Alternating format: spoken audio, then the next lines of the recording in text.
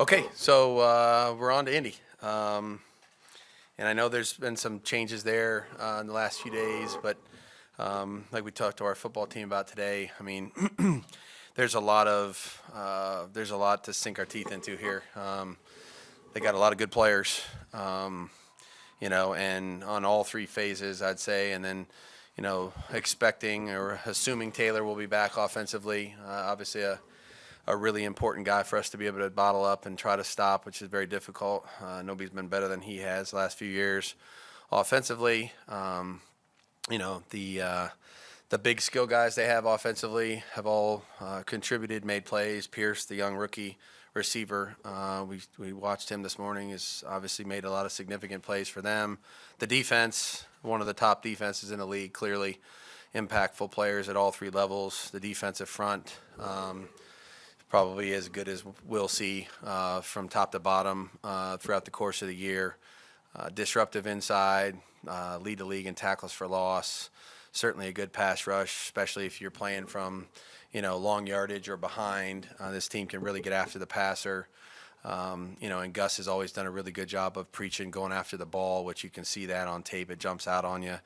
Added Gilmore to Kenny Moore, so they got a couple Pro Bowl corners there on defense. The linebacking core is fast, athletic, and that's not even including Leonard playing as much as he has in the past. I know he's working his way back.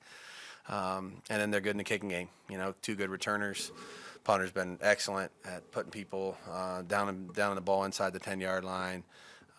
They don't commit a lot of penalties in the kicking game, which they usually end up winning the field position battle week in and week out. So, this is a team second in their division now, been in a ton of close games. Had one tie and a bunch that were right there at the end where they could have won or lost them. So, excited to obviously be back home after the trip down south, and get back home and really get ready for this one. Scout some players all you want with midway through the season, but when you have somebody who has no coaching experience, you have no clue what he's going to do. To make it difficult on you to try to figure out a scheme they're going to come with.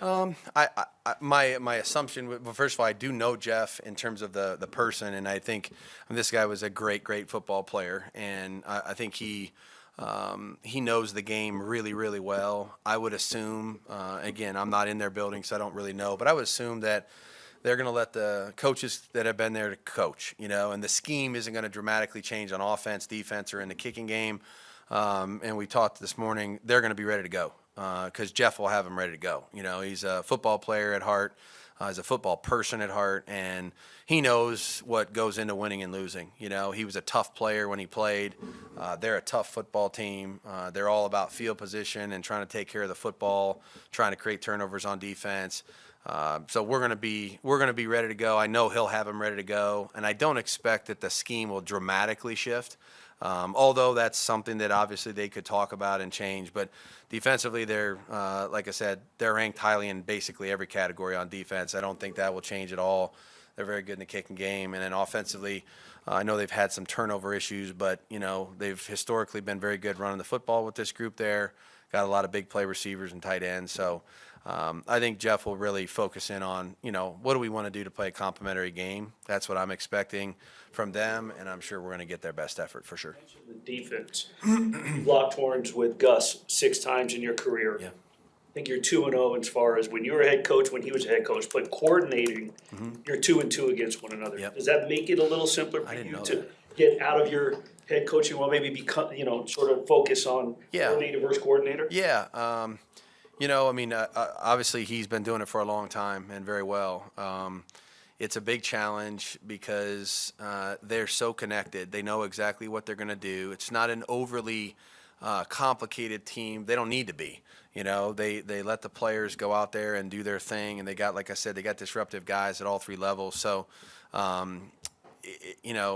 it's one of those teams where you see you can get kind of mesmerized by saying they don't do a lot, but they do it so damn well that there's not that many opportunities, and so we taught the offense this morning about that. Like, don't get into some false sense of, well, we know what it's going to be on every play. You might know what it is, but you still got to do something productive, and you got to win your one-on-one matchups. And so it'll be a big challenge. It always has been with him, and again, if you're not taking care of the football on every play, then you're going to create problems for yourself, and they do as good a job of going after it as anybody.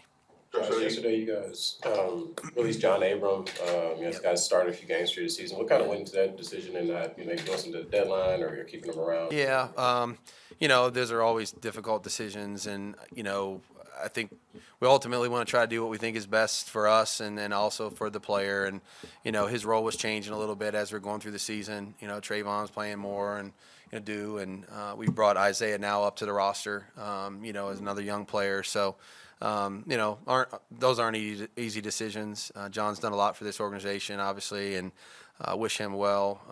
But just thought that this was, the right time. He'll latch on with somebody else here and have an opportunity, and we'll try to move forward here with our process. Josh, I know you were talking about, hey, the scheme is kind of the scheme. They're not going to change everything and just throw it out in 1 week. But in terms of having a play caller who's never called plays before, how do you try to pick up tendencies and things like that when you just don't know?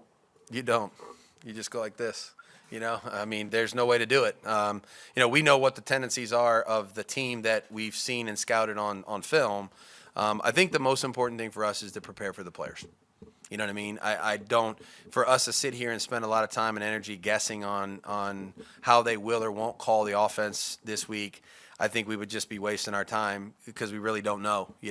What we know is usually football teams have a core group of things that they do. And we have a core group of things that we believe in and that we try to do well. And we usually do them over and over and over again each week. They show up somehow, some way in the game. It's just not enough time in the middle of the season to sit there and revamp the entire process or the entire offensive scheme or foundation of what you're going to do. So, like I said, they got good players. That's the most important thing. We know what those players do well. If we do that, I think that'll give ourselves an opportunity to go out there and be aggressive and try to play fast. If the scheme changes, that's one of those things that as a coaching staff, if we're seeing something completely different in the first quarter, we're going to need to be ready to adjust. In many ways, that part is a little bit like opening day, where you just don't know, are they going to go no huddle? Are they going to be an empty? Are they going to throw at the first 22 plays of the game? None of us are going to be able to predict that. So I know this. They run the football well. They got a really good back. They got, like I said, big skill players, a couple great linemen up front. They've changed quarterbacks recently, so we don't have like an inordinate amount of tape on him. So, get ready for the team that we've seen, get ready for the team that we've scouted, know what their tendencies are so far, and then we'll have to adjust on game day if it changes. It seems like he's getting a lot more attention now than the beginning of the year, Maxx, in the last few weeks especially. Yep. You've been asked a lot of questions about your defense. Can you put in perspective, though, the seasons he's had, even with the extra attention and how he's been able to kind of shine? Yeah. Even if you've been asked a lot of other questions about your defense? Yeah, that's the nature of the beast. It's not a whole lot different than what you see with Devontae on the other side. When you're a productive player in this league, most coaches and teams will put a little bit more attention into trying to limit your production if you can. You know what I mean? Maxx has had a great attitude the entire year about that.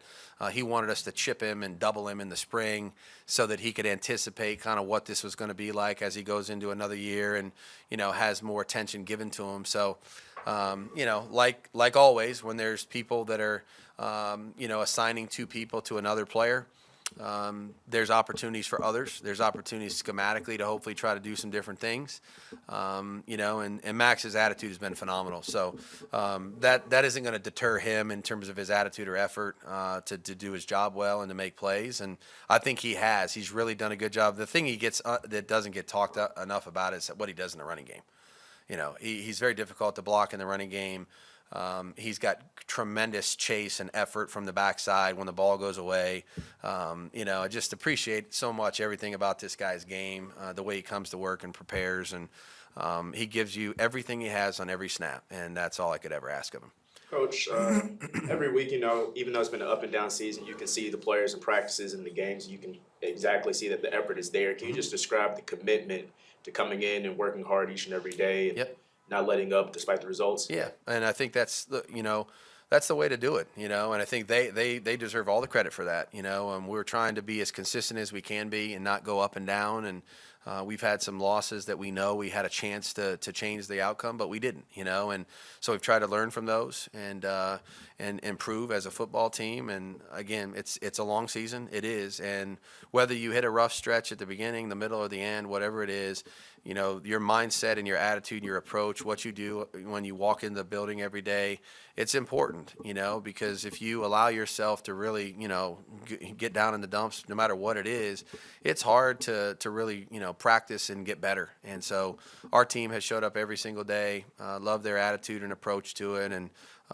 keep fighting. That's what we're gonna do. Keep fighting. You string some wins together, and that's how this league works. And some of the guys that were here last year, they understand. I think we lost 4 or 5 out of 6 last year at some point, and then kept fighting. And eventually you end up in a position where you have a chance at the end. So that's where we're at, and that's what we're gonna do. And again, like I said, they come in here with a tremendous approach every day. Coach, you already faced some of the top 3 tech defensive tackles this year, Jeffrey Simmons, Chris Jones. You're facing another one in DeForest Buckner. Can you just briefly describe the challenges he presents when evaluating the game? Yeah, he's a very unique player. You don't see many players that have his height and length inside all year long. It's a different body type, and he moves. Obviously, he's very agile, quick, strong, uses his hands well, disruptive in the pass rush, makes negative plays in a running game. And he plays a lot of snaps, and he's got a running mate in there, Stewart, that, leads the league in tackles for loss, I believe, now at nose tackle, so he's really coming along. And then DeForest does the 3 technique most of the time too. So, as I said, he's kind of, the catalyst up there, but I'd say across the board, they've really put a lot of time, effort, and resources into their defensive front, draft picks, high draft picks. And you can see it's paying off for him, obviously, with how disruptive they've been. But he's certainly going to be a challenge. We're going to need to know where he's at on every play, which isn't generally hard to figure out. But we got to stop him from making those disruptive plays as much as possible. Coach. Both those kind of bigger moves we've seen the last few days, releasing Abram and signing Sidney Jones, both in the defensive backfield. Is that an area where you felt like you guys kind of needed to do something a little different, needed a spark? We've been going with we only had the 4 corners on the roster for a while now, and then we've been elevating somebody on game day. And Sidney was out there. He's played a lot of football, and just felt like it was an opportunity for us to potentially add some good depth, a player that has some experience and wisdom, knows how to play at this time of the year. You don't get many opportunities to do that. So fortunate we were able to get that done, and, we're excited to see how this goes going forward with him. Look, we're trying to do this across the board. We've tried to do this, I'd say, all year long, and try to figure out what the right balance is. We're giving young players opportunities in practice to continue to grow and develop, and hopefully, contribute during the course of the season. And I think we've been honest with them. They've produced in practice, and then they've earned opportunities in the game. And so this is no different. It seems like these last few games, Darren's been trying to go. We've seen him on the field pregame, but what's the latest there in his progress? I think we're in the same boat. I think you'll see him today, and hopefully, we take another step forward. I'm not a doctor. I don't have a medical degree. And it's very difficult to predict some of these things. And muscles and those kind of things are always a little tricky. Especially for a player that his number one skill, or one of his certain top traits, obviously is his ability to run and open up and go. So it's not, I don't know. There's no timetable. Some guys come back a little quicker than others. At the end of the day, the reality is if you come back too quickly from one of these, you usually end up out longer. And so, we're just trying to let his body tell us when the right time is, and hopefully that's sooner rather than later. But we can't, we just can't do it, magically snap our fingers and make it go away. So we'll give it another shot this week, and hopefully we can turn the corner. Two more, Levi and then Willie. Oh, you were just talking about with the Colts quarterback, Sam Ellinger. He's a guy that you don't have a lot of film on just because he hasn't really played a lot. Is he a guy that you were potentially even like looking at kind of coming out of college Yeah. recently? And in cases like that, do you ever think it helps to look back at a quarterback's college tape to get a better idea of It's a great example of one of the things that we certainly talk a lot about when we value the scouting process in the off season. And a lot of people will say, you're not evaluating so and so and so and so because you won't have a chance to get them or whatever, or you guys don't need this player at this point in time. When you go through the draft process and you have every opportunity to watch all these guys, learn about them, do all your research at the combine, at the school, get all the scouts information, go through the draft process as if you were going to draft all of them, because at some point or other, you're either going to play against them or you may have another opportunity to add them to your football team 2, 3, 4 years down the road. And now you have a lot more information about the person. In many ways, you have a relationship with them. I don't have one with Sam, but again, certainly did a lot of work on those guys when he was coming out. Know some things about him, certainly as a football player that you can share with your team now. Tough kid, obviously had a very good college football career, can do some things with his legs, gritty, smart. There's a lot of positives to his game. So, earned an opportunity, and I'm sure he's excited to have this opportunity to play now. And, we'll see how we do this week against him. Josh, if we can piggyback off to Sean's question regarding Jonathan Abram. You said we want to do what's best for the team and the player. David mentioned in an article that reached out to several teams and there were no offers. So I'm not sure just throwing him out there if you had said someone's going to pick him up if no one wanted him. But why was it best for the team to release Jonathan Abram, the person? And if I can ask, did he know ahead of time or did he find out as it surfaced? Did you speak to Jonathan ahead? Yeah, Dave did yesterday. Like I said, when we make these choices and decisions, there's a lot of things that go into them. Obviously, we're in all the practices, all the meetings, all the game films, and all the rest of it. And like I said, his role had kind of been changing a little bit. His play time was decreasing some just because of what we were doing and how we were doing it. And so, like I said, there's never one perfect answer. There's never one thing that, makes the decision final or not. It's just a number of things that we go through and look at and evaluate and try to figure out if, this might be best to just make a change at this point. Go ahead and go with some of the younger guys, give them an opportunity to play and, and go forward and move on, really, at that point. Good. Okay. Thank you.